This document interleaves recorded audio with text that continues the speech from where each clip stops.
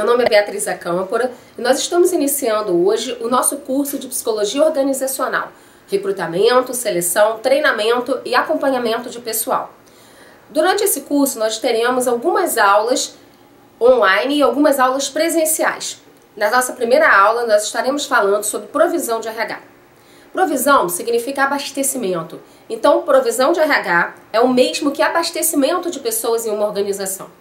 O processo de provisão é responsável pela produção, que envolve todas as atividades relacionadas com a pesquisa de mercado, recrutamento e seleção de pessoal.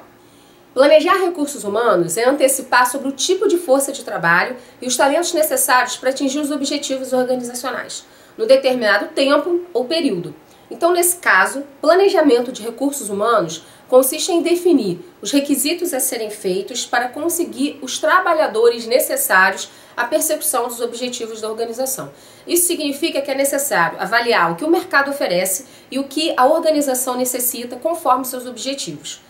Para um bom planejamento, é necessário ter um conhecimento preciso da natureza dos objetivos da organização, ter conhecimento da matéria-prima e das disponibilidades internas da organização, ter conhecimento do mercado de trabalho e das disponibilidades internas da organização, e também o domínio das técnicas de planejamento.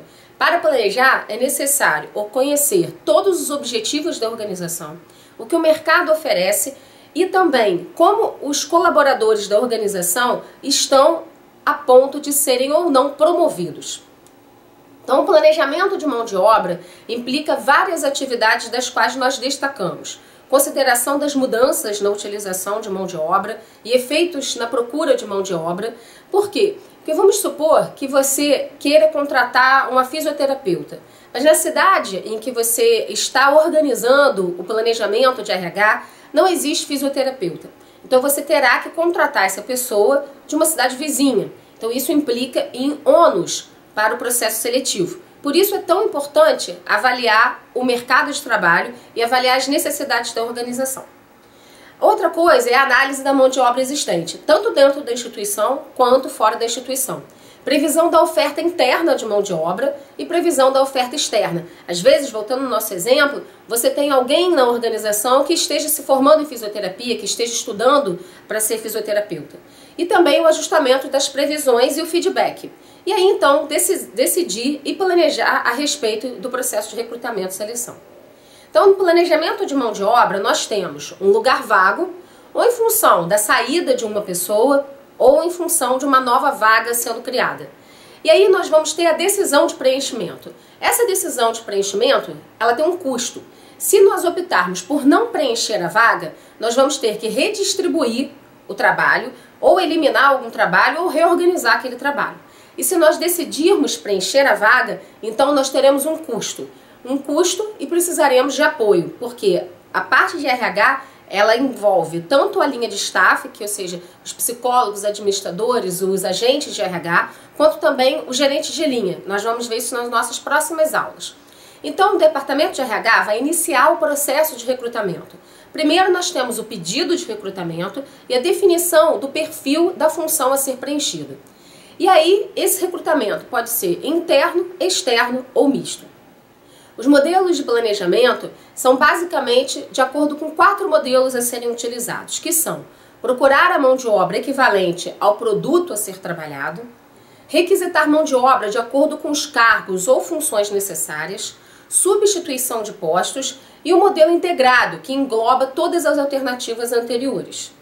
Dos fatores que influenciam o planejamento de recursos humanos, nós podemos citar os seguintes: a rotatividade do pessoal, o absenteísmo de pessoal e a expansão da empresa. A rotatividade é usada para definir o equilíbrio das pessoas entre uma organização e seu ambiente. Em resumo, é o intercâmbio das pessoas entre a organização e o ambiente e é definido pelo volume de pessoas que entram e saem da organização.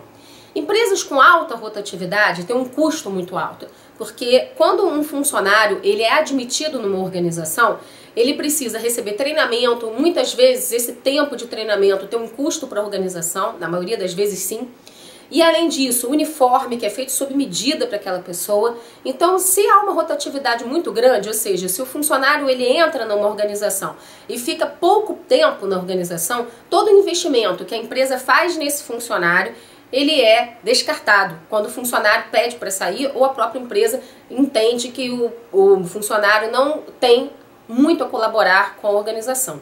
Então, nesse sentido, quanto mais investimento no processo de recrutamento e de seleção, melhor vai ser posteriormente. Ou seja, colocar o candidato certo no lugar certo implica em menos rotatividade para a organização. O absenteísmo é a ausência, um fator que faz parte do planejamento do RH, é a ausência do funcionário.